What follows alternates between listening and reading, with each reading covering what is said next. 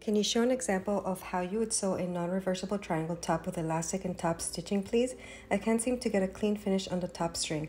It's either real bulky or gets a weird pinch of extra fabric at the point and I don't know why. I always use elastic in my strings too for extra strength and support, but I just can't get a clean finish. Thank you so much. Let's get started. First, we're going to start by cutting out our lining. For this style, I am cutting one layer of lining per side of the triangle top, and I am using a triangle top pattern that has the top part cut off. This will be necessary to achieve this kind of top finish. You can now join my YouTube membership program to have access to more dedicated videos such as this one to help you wherever you are in your sewing journey.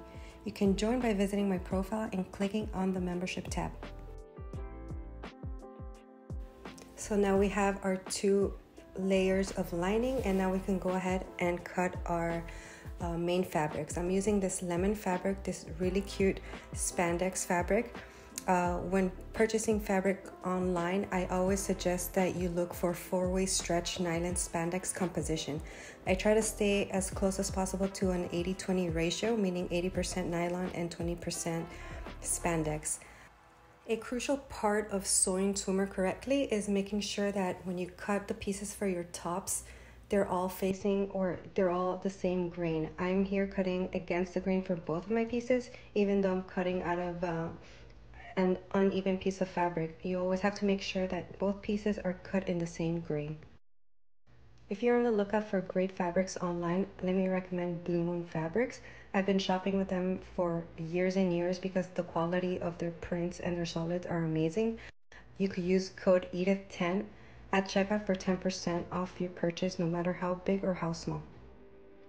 Here I am refolding my fabric because I'm about to cut the straps and the strings for my triangle top.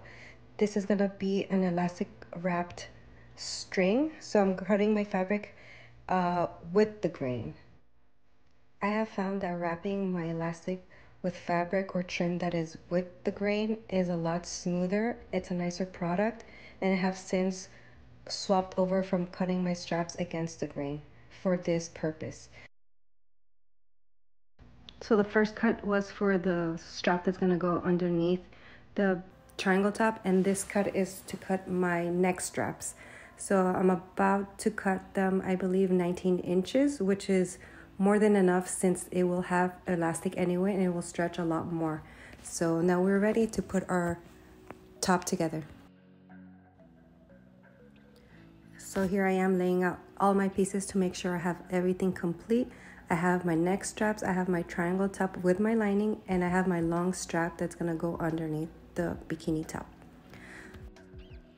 So now the fun stuff. We're gonna start by applying the lining, and here I am pulling the lining just to see where it turns to. And this is my grip test. I always use the lining on both sides to make sure I am putting it on the side that slips the least.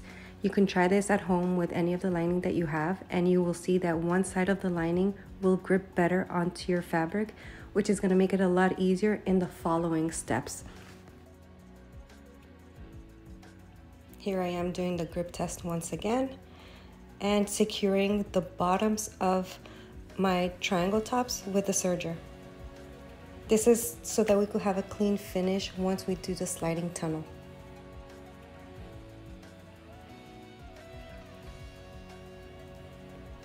So now I'm gonna cut my elastic 19 inches for each of the neck straps, and we're gonna go ahead and fabric wrap them using the serger. So we're gonna fold our fabric in half and place that elastic on the edge, and when we sew this, we're gonna try not to cut or trim any of the elastic, and that's very important. I always keep my serger blade engaged, so I try not to cut off any piece of the elastic. If you do so, you're gonna notice that your whole strap is gonna come out wavy, and you don't want that. You wanna keep everything the same width and not cut off any of the elastic. That's very important. You can do this by going in small sections, clamping with your hands, or even using clips.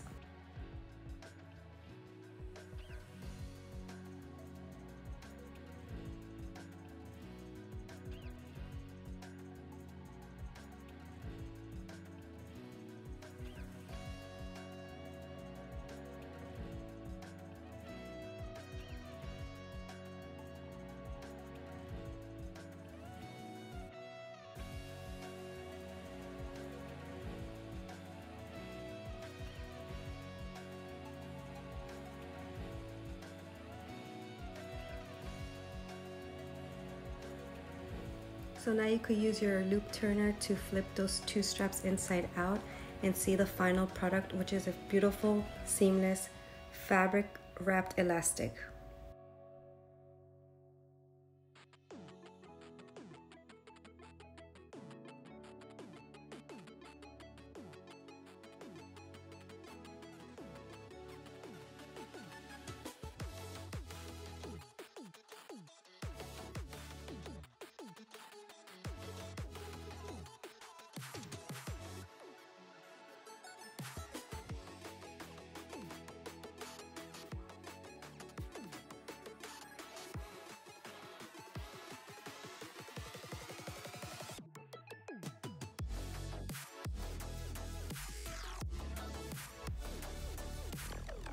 Now we're gonna go ahead and repeat this process for the strap that's gonna go underneath the triangle top, which is gonna tie on your back.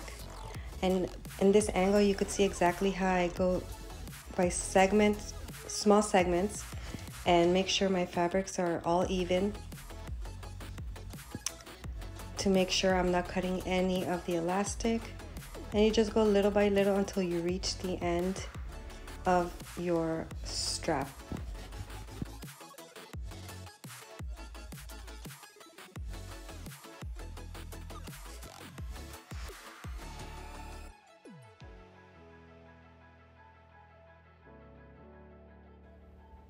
If you have any questions, feel free to leave them in the comments below.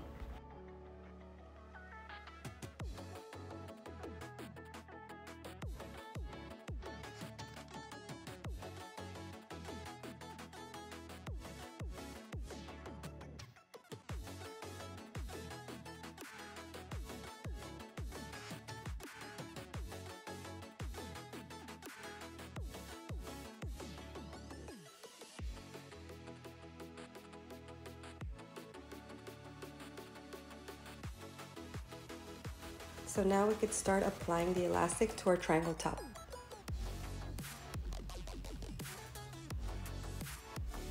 We're gonna add elastic to both sides of our triangle top, all the way to the top, but we're gonna leave that flat top gap untouched, and that's where we're gonna add our strap later on. So as you can see, this top has elastic on both sides minus the center, and that is where our strap is going to go.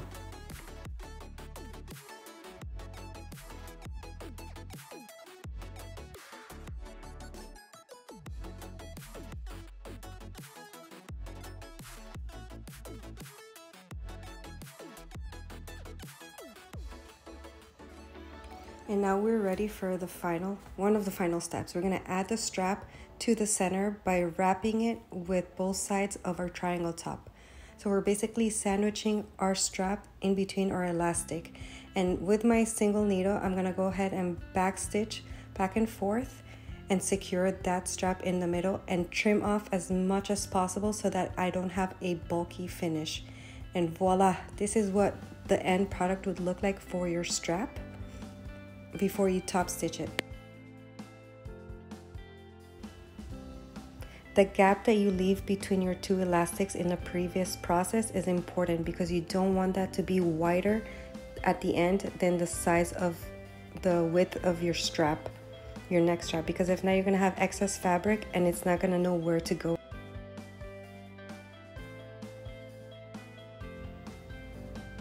So here I am trimming as much as possible, so when I flip that strap inside out, that stays as flat as possible.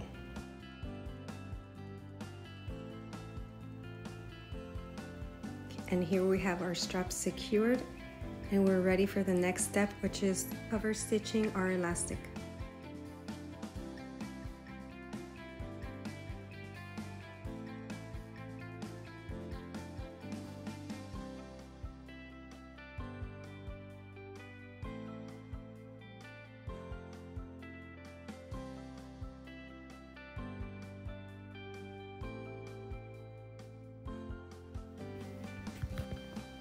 So now we're ready to cover stitch, and what I like to do is with my left hand I pull out to flatten out the fabric, and with my right hand I feed that top right onto the sewing machine, and so that way I don't have any lumps or bumps in my stitching. Now when I'm getting to the top, I'm gonna do one stitch at a time, and with the needles up, I'm gonna rotate and pivot so I could go down to the other side.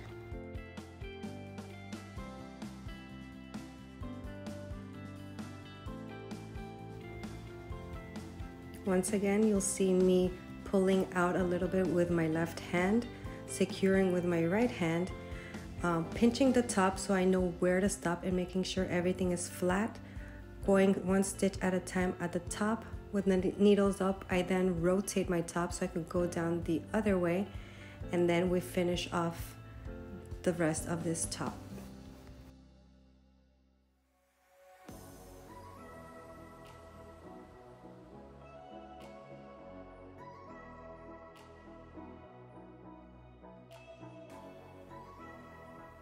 Now we're down to the final step, and we're gonna do our sliding tunnel. You wanna back stitch back and forth at the beginning and the end of each side of the triangle top. And the size of this tunnel depends on the size of your string. You always want to consider that because you want it to be nice and snug. That's what's gonna give it the support and the fit that you want. I didn't add a label, but you could definitely add a label while you're doing the sliding tunnel or when you're actually doing the cover stitch, either way.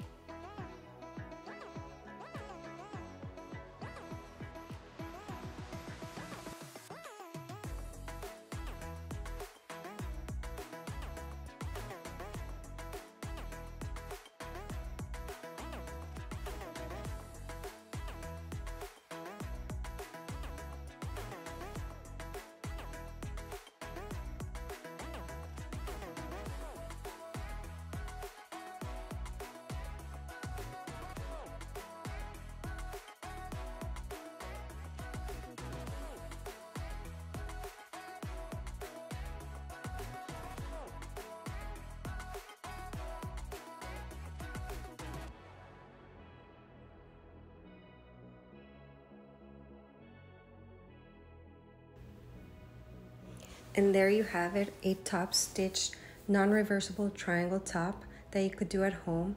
If you do not have a cover stitch, you could also use a zigzag stitch, which would work really well. I hope you enjoyed this video, and as always, thank you for watching.